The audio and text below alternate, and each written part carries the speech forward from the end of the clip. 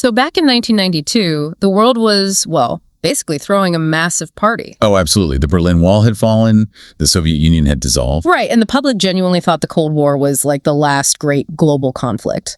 But while everyone is out celebrating this peace, a small group of Pentagon strategists was quietly drafting a totally different kind of blueprint. Yeah, a plan to ensure the United States would just never, ever have a rival again. Exactly. So welcome to today's deep dive into a blog post titled The Unipolar Dream. We're going to track how a classified 1992 memo, one that was actually rejected at first for being way too aggressive. Because it really was. Yeah, it was. But it eventually became the exact playbook for America's post-9/11 military interventions. So this blueprint, it actually leaked to the New York Times in early 1992.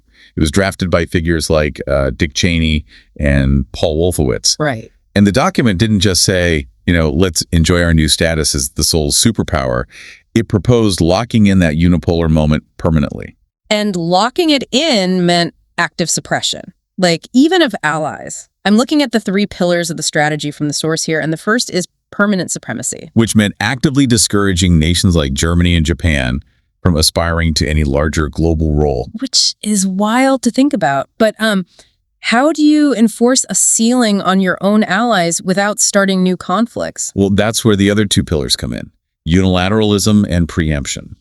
Okay, unpack those for us. So instead of building permanent alliances with equal partners, you operate on an ad hoc basis. You build a temporary coalition for a specific crisis, handle it, and then just immediately disband it. So you're entirely free from international rules or like treaties. Exactly. You hold the reins completely. Which brings us to that third pillar, preemption, the whole idea of striking first. Right. If a threat even looks like it might be forming, you don't wait around for a declaration of war. You just dismantle it. It's kind of like, well, think of a reigning sports champion. They aren't just defending their title. They're actively going out and shutting down the training camps of every other team. So nobody can even qualify to play. Exactly. But when this leaked, the backlash was pretty intense, right? It was huge. Allies were insulted. Critics called it a literal blueprint for empire.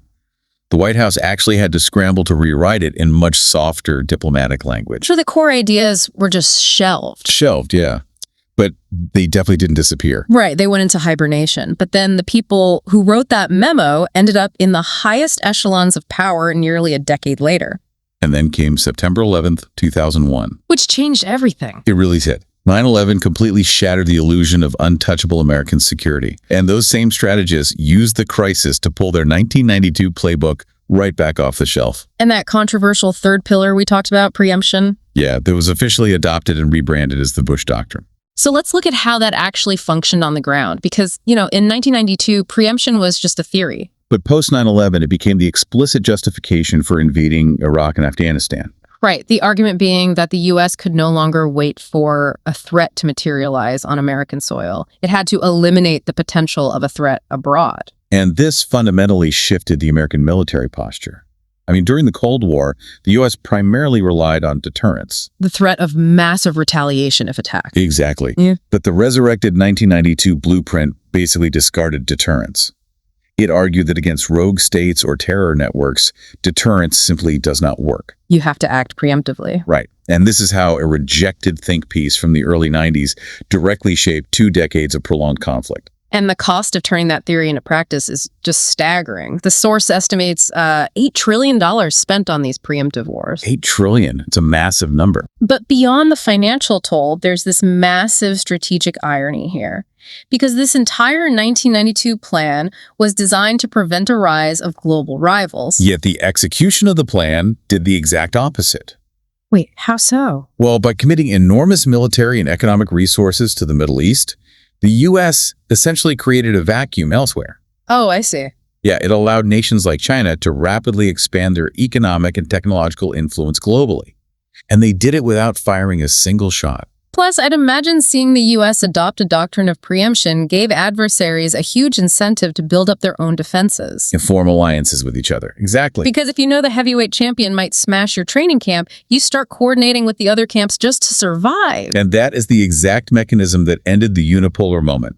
That hyper-assertive posture forced challengers to cooperate and accelerate their own rise. So we are now firmly in a multipolar world. Yes, where power is distributed among several major nations. Wow. So a doctrine meant to freeze the world in 1992 essentially fast-forwarded the clock to a multipolar reality. And at the cost of trillions. Right. It really leaves historians debating whether the strategy was, a necessary but flawed attempt to manage post-Cold War chaos, or just sheer hubris that accidentally engineered the exact conflicts it meant to prevent. Yeah, and just to be clear, we're not taking a side on that debate. We're just conveying what the source explores. But it is a fascinating discussion. Oh, definitely. And as you look around at our new multipolar reality today, it really makes you wonder, what secret blueprints are today's competing powers drafting behind closed doors right now to ensure that they don't repeat an $8 trillion mistake?